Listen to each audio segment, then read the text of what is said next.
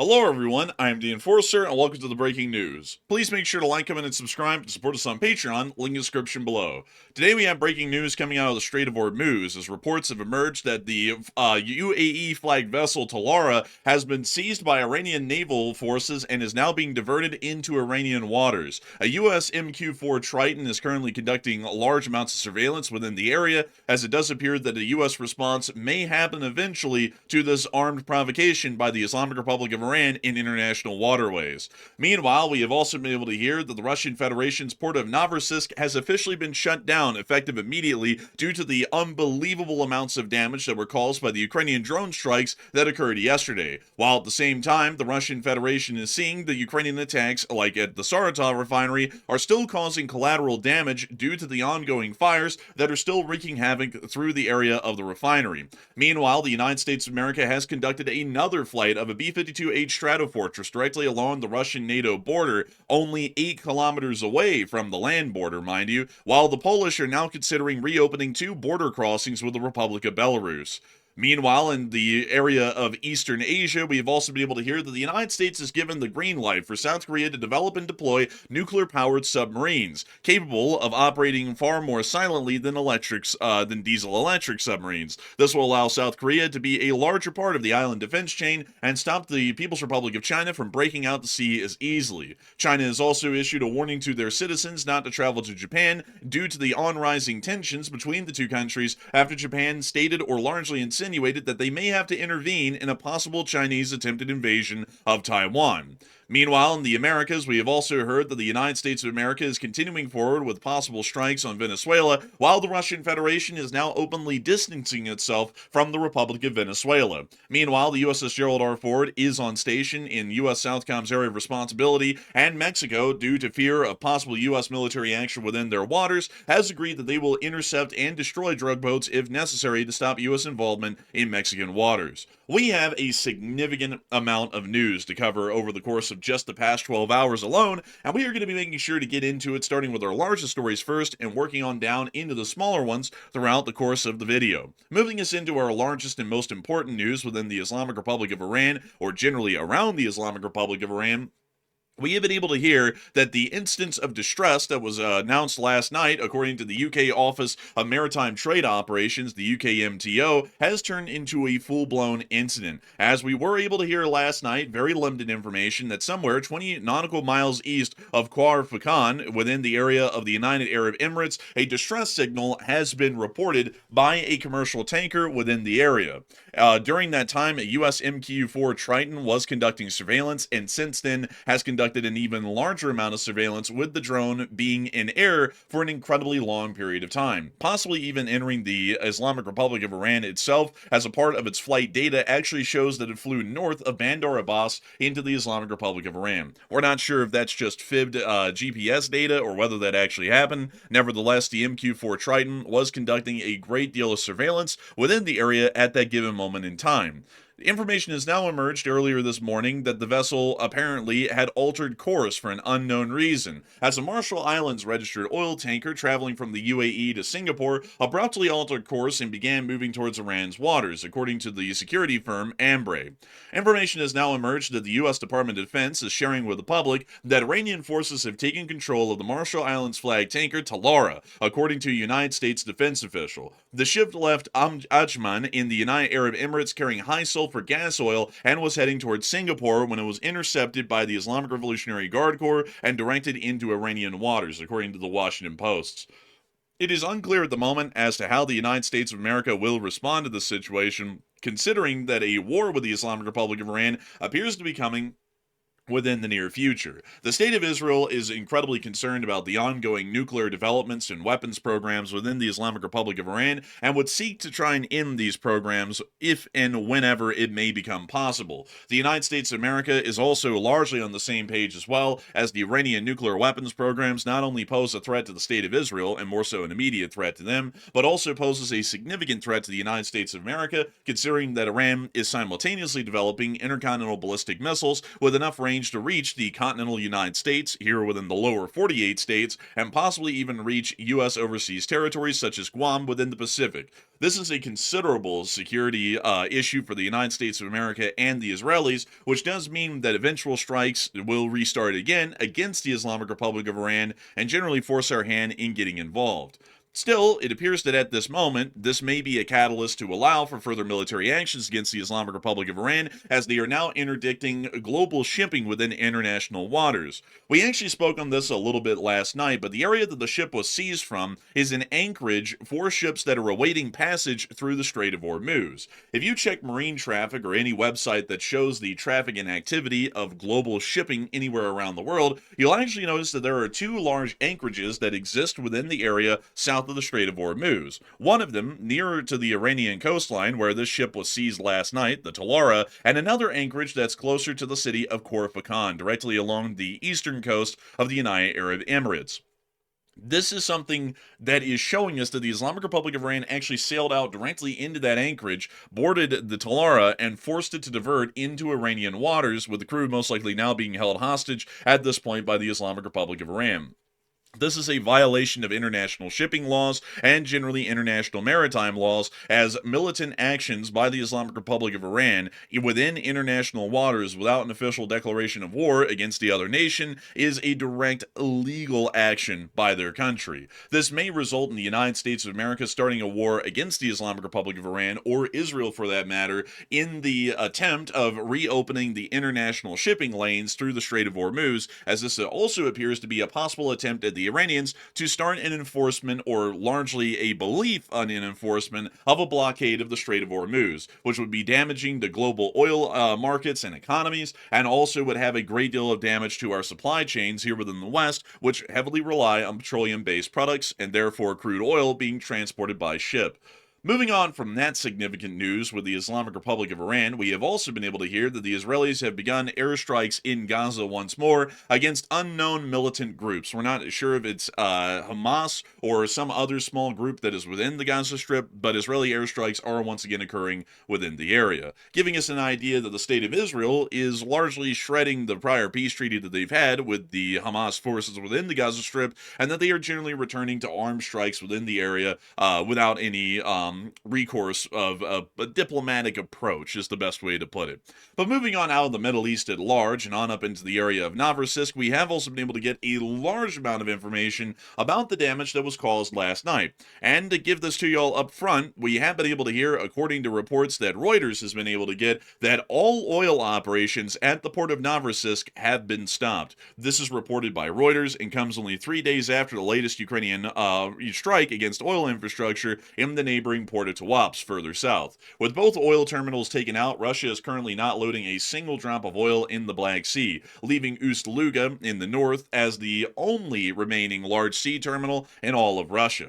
At the moment, there were 3 large oil loading ports within the Russian Federation, at least at the moment. The port of Novorossiysk, which was hit last night, the port of Tuapse, which is a smaller city here along the coastline, but still a significant oil loading port, and then way up in the north, there is the port of Ust-Luga, which you can see right here. It actually is technically called Koskolova, but it really is a part of the Ust-Luga city area.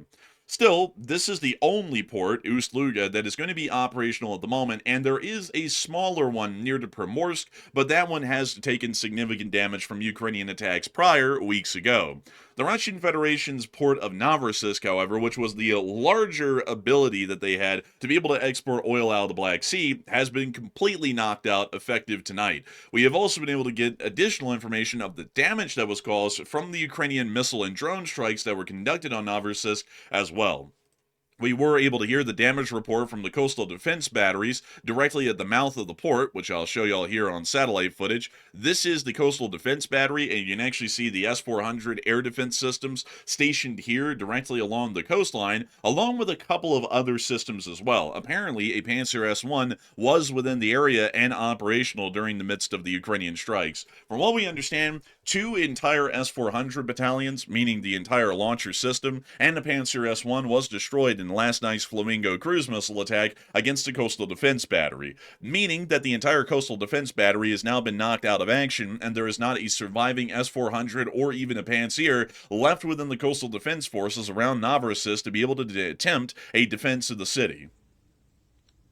Actually, see in the clip here the explosion once again occurring. This explosion is from last night, but it is showing the footage of the air defense battery going up in a ball of fire.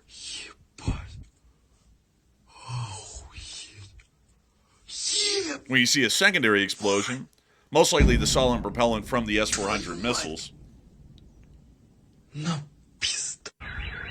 And we also see additional proof here of the explosions that were happening at the coastal defense battery.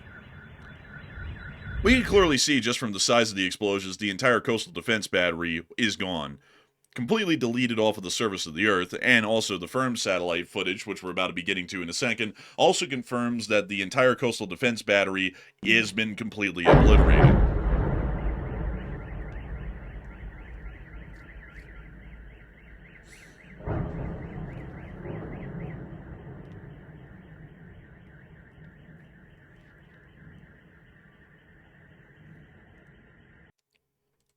Surely, this is going to be causing a lot of problems for Russia, to say it lightly.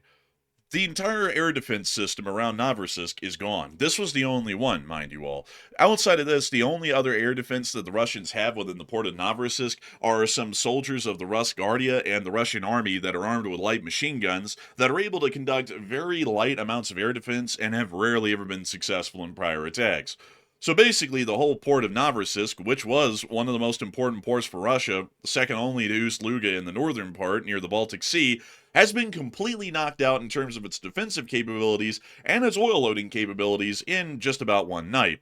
The firm's satellite also confirms that multiple fires are burning throughout the area, including at the coastal defense battery, once again confirming that's completely gone. We also saw that there were fires that were ongoing at some of the loading ports, loading piers generally within the port, further on up within the mouth of the bay. We also saw some fires occurring near to other areas of major industry, and we also saw a large patch of fire happening south of the Vostochny Rayon, once again near to another oil loading and natural gas loading facility, which we can see right here.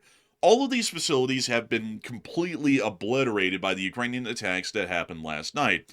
And it is giving us a really good idea that the Russians are going to be suffering even more heavily now than they ever could. If there was ever an argument that the People's Republic of China or India were actually trying to circumvent sanctions and find some way to conduct oil transfers via ship to ship, it is going to be next to impossible to conduct that in any large number, because now Russia can't even load 3 out of the 4 ships that they would have loaded every day, because the port of Novorossiysk, Tuapse, and Primorsk are all out of action due to Ukrainian attacks, leaving only Ust-Luga as the last operational port, meaning that Russia's export capabilities, just by the amount of available loading ports, has been dropped by 75% just from Ukrainian attacks. An absolute death knell to the Russian Federation's economy and the struggling oil companies, which are hardly hanging on at this point. And even crazily enough, the Ukrainians were so thorough in the attack last night that they ended up successfully destroying the Ust-Luga lighthouse that is at the mouth of the port of Novorossiysk. This is what remains of that lighthouse this morning. The Ust-Luga lighthouse was incredibly important for non-GPS navigation in and out of the port, as the small lighthouse actually sits somewhere near to this sandbar, or somewhere within this general area, and allows for ships to be able to coordinate where exactly they are as they're entering the bay. And it also allows for incoming and outgoing traffic to make sure to avoid each other by keeping the lighthouse on a certain level, either port or starboard of the vessel, as they're entering or exiting the port. This lighthouse is completely gone as of today. It's quite literally been reduced to the foundation that you can see right there. This now means that the port of Novorossiysk generally isn't even operational, not just because everything's been knocked out and destroyed in the port, but because ships can't even safely transit in and out of the port at night, which is a high likelihood that a ship can arrive in the night and attempt to enter the port that way. So the Russians are either going to have to bring out a light boat into this area to try and sit in for the Ust-Luga lighthouse, or there's just going to be no transits in and out in the night, and ships will only be able to enter the port in the day, once again greatly reducing its efficiency, even if they somehow manage to repair the port oil loading facilities and get the port operational in that degree. Basically, the port of Novorossiysk is completely gone as of today. Moving on out of Novorossiysk and further on into more news that we've been able to get over the course of the day, the Russians haven't been faring that much better up at Saratov, as the Saratov refinery has also been cooking for about 2 days now. Not really a good look, and also causing even farther damage as this fire continues to burn, as the heat can warp and degrade the quality of the different parts of the oil refinery that help them to be able to refine fuel products. Moving further on from that, the United States of America has continued another show of force today by flying a second flight of a B-52H Stratofortress about 25 miles from the border with the Russian Federation. This flight lasted for about 3 entire hours and appears to be another large show of force by the United States of America directly along the Russian Federation's border. We do not know exactly what this is supposed to be responding to, but at the moment, the Russian Federation has given absolutely no response to the B-52 flights. Apparently, this may actually be scaring them, as they're not even willing to conduct a equal response to the B-52 flights that are being conducted directly along their borders. In the meantime, Poland has decided to reopen at least 2 land borders with Belarus at Bobroniki and Kuznica, if I'm pronouncing that correctly.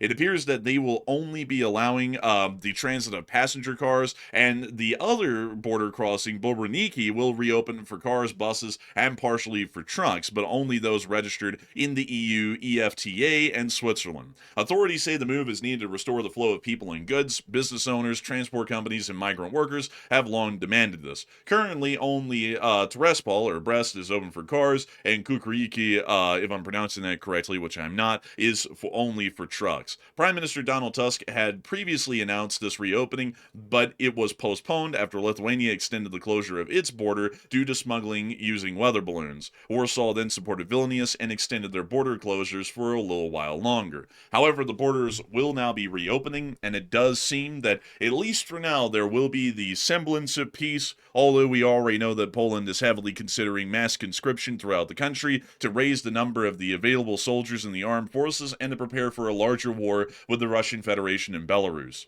Even more interesting so than that, the People's Republic of China has started to ramp up its rhetoric today against the state of Japan, warning its citizens against visiting Japan in the near future due to escalating political tensions, including recent remarks by Japanese Prime Minister Sanae Takaichi regarding potential intervention in the Taiwan Strait. To summarize the ongoing spat between Japan and China, at least at the moment, the Japanese Prime Minister stated in a parliamentary session a couple of days ago that if the People's Republic of China conducts an attempted invasion of Taiwan, Japan will actually be due to intervene due to this being a major national security and defense risk for the state of Japan, stating that this actually falls within their self-defense doctrine that is enshrined within the Japanese constitution. This has led the Chinese to go into an absolute temper tantrum, and they have been threatening to destroy the Japanese, literally through their foreign ministry, among many other things, and they're now telling Chinese citizens not to travel to Japan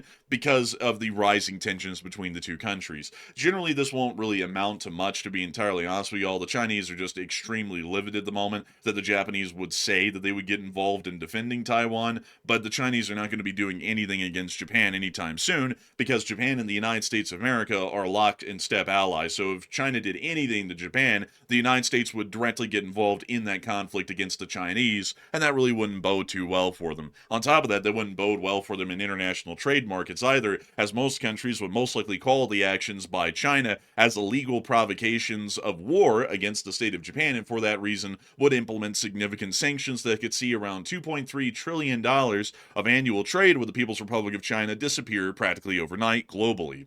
Meanwhile, the United States of America is helping our allies within the area to continue to increase their defensive abilities against a possible war with the Chinese, as the United States has greenlit South Korea to build nuclear-powered attack submarines, enabling months-long underwater operations to track Chinese and North Korean vessels as part of alliance modernization amid Indo-Pacific threats, per the White House readout today.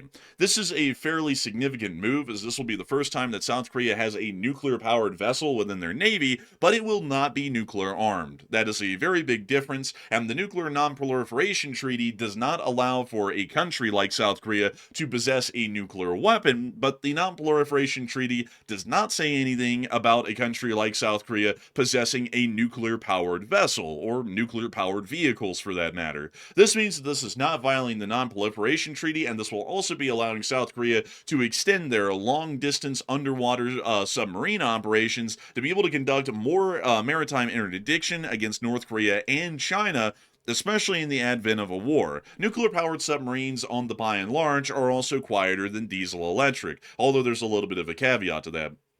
Nuclear-powered submarines are generally fairly quiet. The only thing that produces any noise is the nuclear reactor itself, but it's a fairly small amount of noise. However, a diesel-electric submarine, when operating on battery power, is practically completely silent. The only issue is that every few days, a diesel-electric submarine has to snorkel, and when a diesel-electric submarine snorkels, it has to turn on its diesel engines and use the air that the diesel engines are provided by the submarine practically servicing at that point or using its snorkel to be able to generate more electricity for their batteries. That is an incredibly loud process, and that pretty much makes the submarine a glowing target at that moment whenever it conducts a snorkel. It can be heard over an incredibly long distance, and not only that, considering that the submarine has to snorkel and really cannot dive until the snorkel is completed and they have enough batteries for the electric motors that are operated within the submarine, this means that the submarine, once it begins to snorkel, is practically a sitting target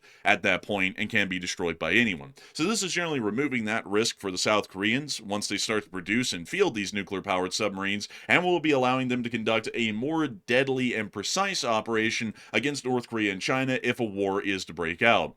Moving on from that news in East Asia and all the way to the Americas, we have also been getting further developments in news out of the area of the Eastern Caribbean and the endless hunt by the United States of America for Captain Crack Sparrow. It appears that the United States has brought in the Gerald R fort, which we already knew about in the past, and a good amount of pictures have emerged from U.S. Southcom Command as it is now within the area of the Caribbean. This is our first look at the Gerald R fort's carrier strike group, consisting of the Arleigh Burke-class guided missile destroyers Mahan, Winston Churchill, and Bainbridge since entering the U.S. Southcom's area of responsibility on Tuesday. The U.S. Navy published photos from an opportunity earlier today showing all ships with the fort and also an FA-18 Super Hornets assigned to the carrier wing, including aircraft from Strike Fighter Squadron 31, Strike Fighter Squadron 37, Strike Fighter Squadron 87, and Strike Fighter Squadron 213, which flew as a joint multi-domain force with the U.S. Air Force B-52 Stratofortress long-range strategic bomber.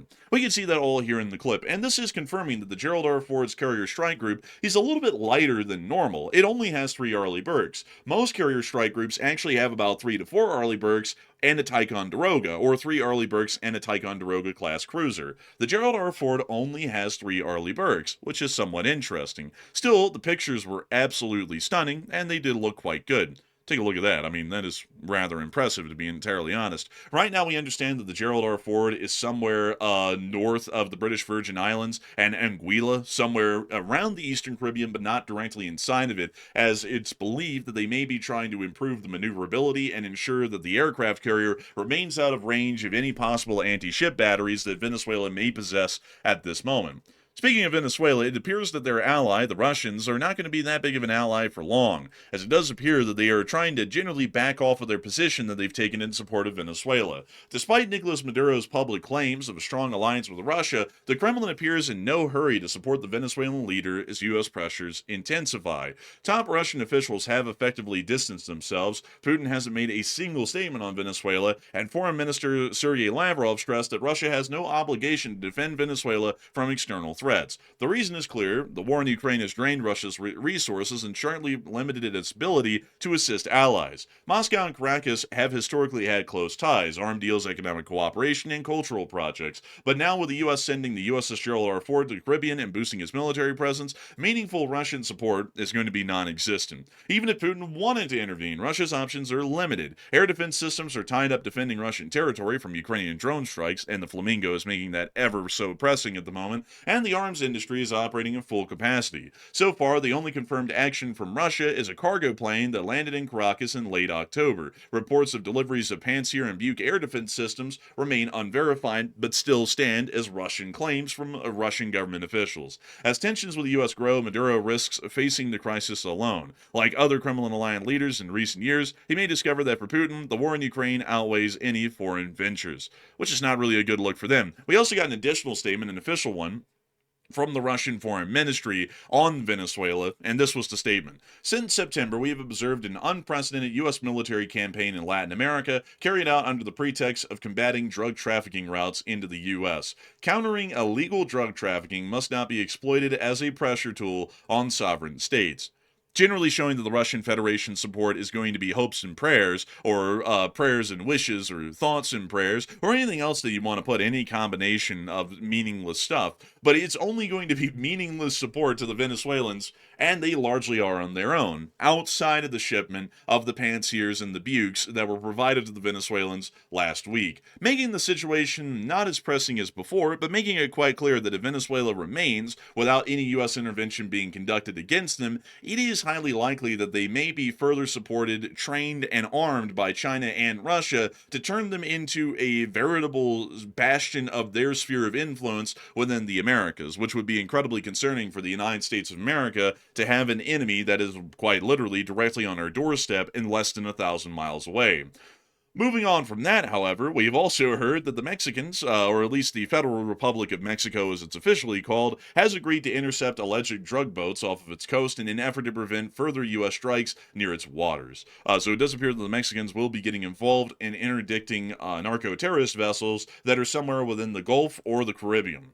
Meanwhile, within the capital of the United States of America, there is currently an ongoing discussion by officials who have arrived at the White House today to dissuade the president on live nuclear tests. If any of y'all know about this or don't know about this, I'll explain what's been proposed so far. The president of the United States has proposed that the United States returns to full-on nuclear warhead testing within the area of Nevada, generally, or somewhere within U.S. territories overseas. This has generally been considered to be a bad idea by a large amount of advisors and officials within the government currently, as this could lead to a greater heightened sense of nuclear war being on the horizon, considering that this would give a justification for the Russian Federation and the People's Republic of China to resume live nuclear tests. That could start to create a escalatory situation that we wouldn't want to be in, and it would make a nuclear war a little bit more of a certainty, at least considering that people would be testing nuclear weapons live, and for that reason, it's not really considered to be a good move. On top of that, there's also a great amount of health concerns, at least for the United States of America, as the nuclear tests that were conducted prior in many decades ago, around the area of Nevada, actually deposited a decent amount of radiation over the United States of America over a prolonged period of time. Such an action may not be good for the longevity of the citizens of the Republic, or for anyone or anything that's living within the Republic for that matter. So generally, it's not the greatest idea to resume live nuclear tests. It's not a good thing to leave the Russians and the Chinese racing to develop and field new nuclear weapons without us making a response, but at the same time, it's not a good idea to conduct a live nuclear test. There's a better way to go about that, like, for example, the conducting of tests with the Minuteman IIIs or non-nuclear armed weaponry, just to generally show that the systems work. But with that is all of the breaking news that we have today. I get to thank each and every single one of y'all so much once again for watching and enjoying this video, and I hope that y'all have enjoyed it a great deal. We put a lot of work and effort into these short war videos, and if you are new to this channel and you just watched this for the first time and you thought, wow, that was actually kind of okay, make sure to like, comment, and subscribe, and support us on Patreon if you would like. Link is in the description below. We have to give a massive shout out to all the folks who support us on Patreon, but as for the cost of about a cup of coffee every single month, they help us to be able to keep the lights on and work on this as our full-time job, continuing daily coverage of major world events every single day. And so a huge thanks to all of y'all so much once again for watching, and we will see you all in the next one.